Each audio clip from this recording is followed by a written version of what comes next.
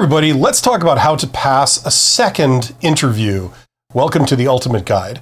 So you've been down to a job interview and you passed, and congratulations. And now you're called back for a second job interview, and that's what we're talking about here. The obvious question is, what are they going to ask a second time around, and what are they looking for? So let's dive into this. What this means is that you probably most likely passed the screening interview. That's where they look for obvious red flags, why they would eliminate you from the running, as it were. And, you know, it doesn't really go that deep. It just looks for a series of obvious known failure points, like you want too much money or you're not qualified, things like that, right? So now they're calling you back and they want to talk to you again. Okay, now the goal that everybody should have in the second interview is you want to elevate yourself above the crowd. You're competing with a smaller number of other candidates now for this job. So the obvious thing you want to try and do is make yourself not just look like you're someone who should stay in the running, but look like the person. That's the whole point of this. So likability is going to be the number one thing that you're going to go for here. Because like it or not, the way that they decide between candidates is based on likability. The thing is, everyone they're talking to at this point is technically qualified for the job. So you have several candidates that are all technically qualified to do the job. They could hire any one of these people. Which one should they pick? What is the way they make that tie-breaking decision? Usually, the answer is likability. Which one do they like the best? That's who they pick, right? So when you go back for a second interview, be even more tuned in to likability, okay? Try and be the perfect candidate. Be the person they would want to work with. So if you got the job and you had to start working with these people, you're the perfect employee. You're approachable, you're agreeable, you're friendly. You make them feel good about themselves. You make them enjoy the encounter. That's really what this is about.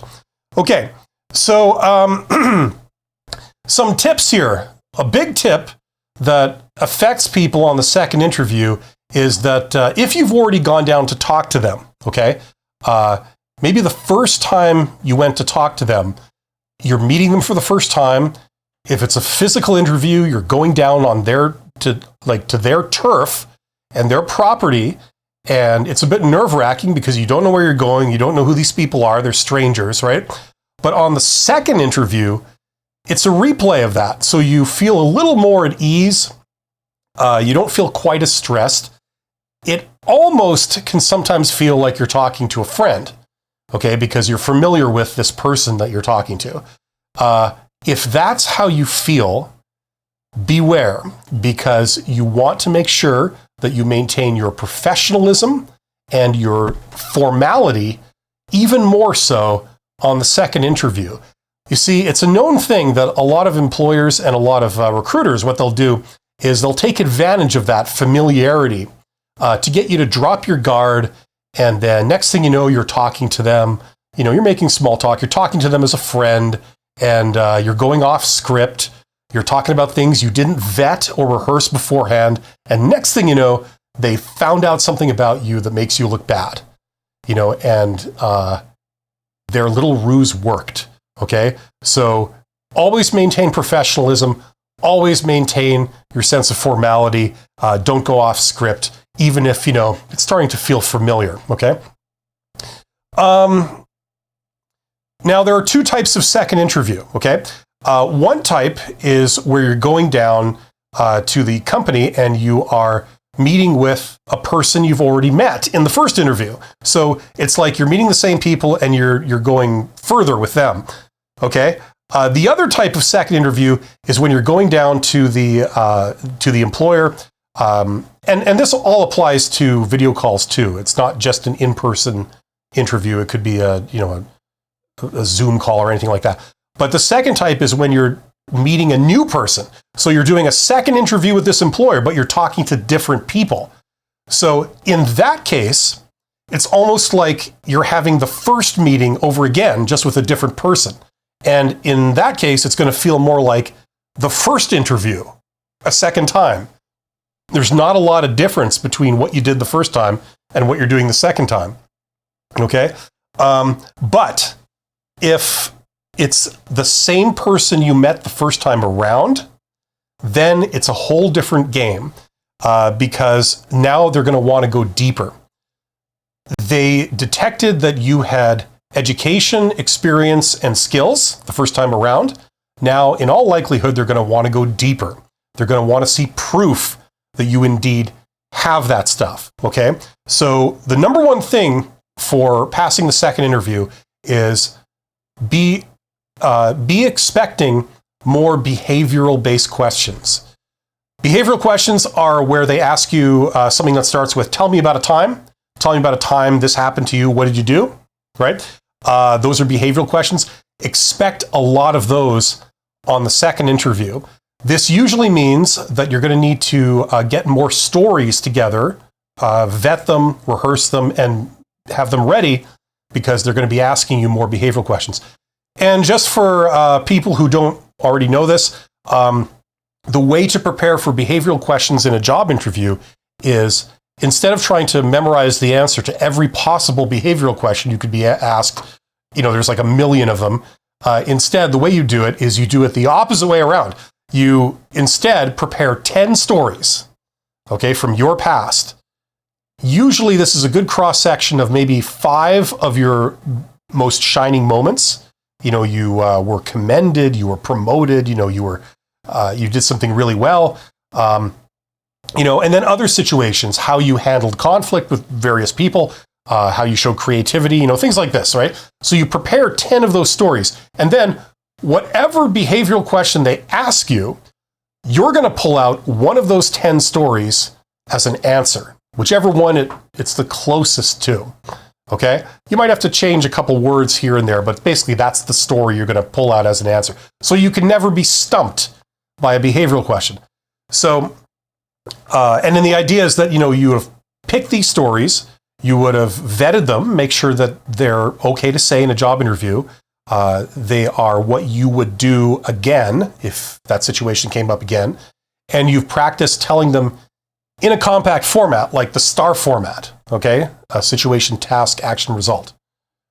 Okay, so for a second interview, instead of preparing 10, prepare 15. Make sure that you have a lot of stories to pull from, so you can say original things in this interview. You're not just pulling out the same stories they've heard before. Okay, that's a big thing.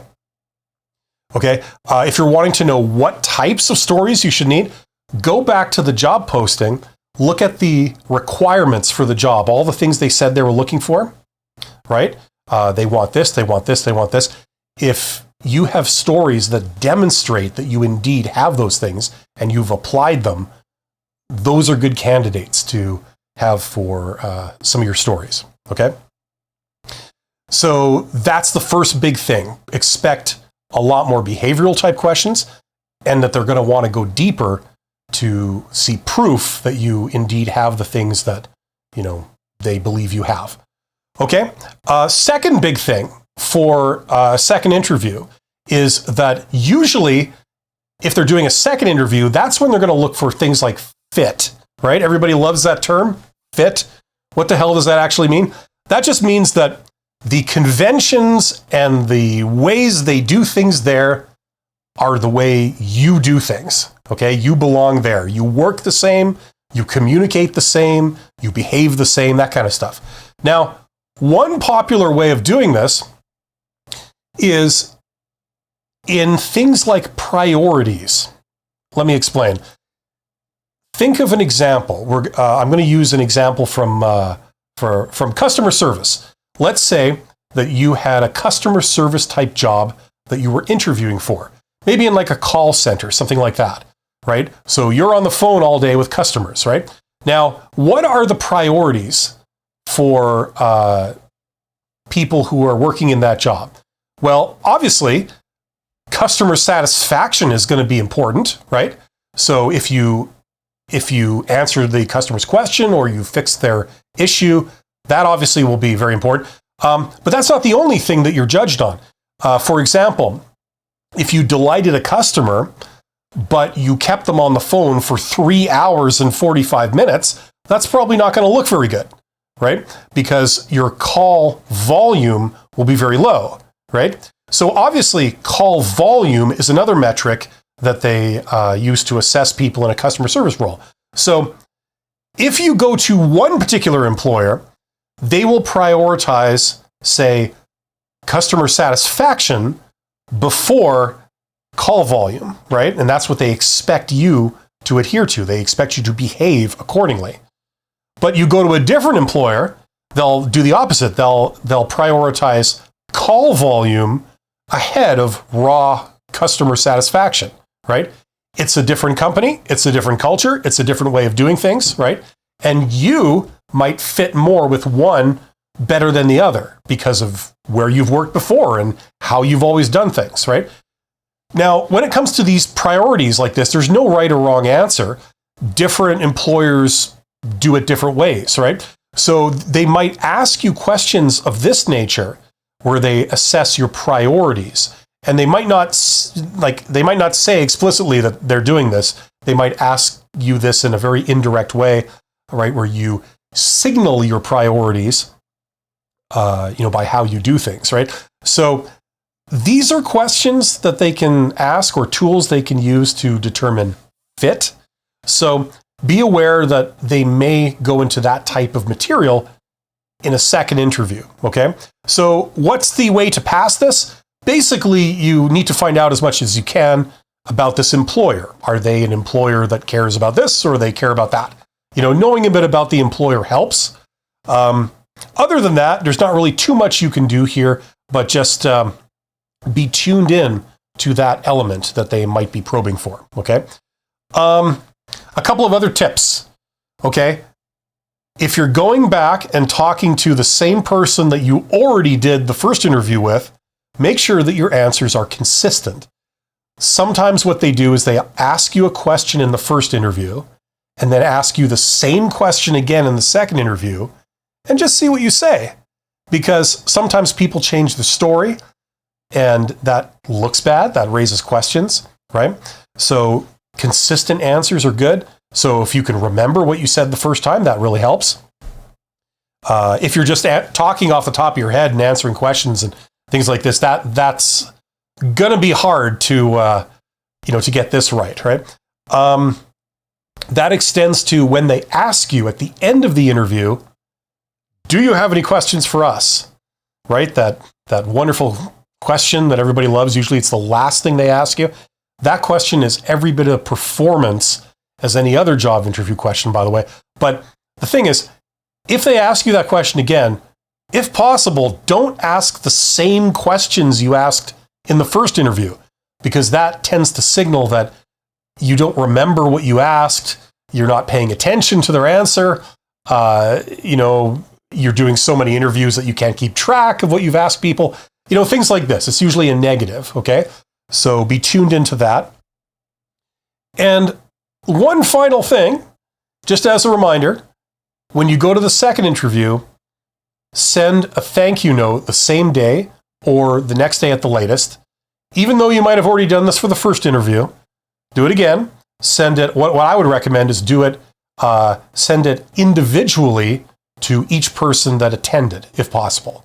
If you know their contact information or you look them up on LinkedIn. That's what I'd recommend. It's not that the thank you note is really super, super important in itself, but you can assume that all the other candidates that are interviewing for this are sending thank you notes. So you don't want to be the one person that doesn't send it. That might, highlight you in a negative way. So remember to send a thank you note, just a quick note over email or LinkedIn or something like that. And that's pretty much the long and short of it. So you do this stuff.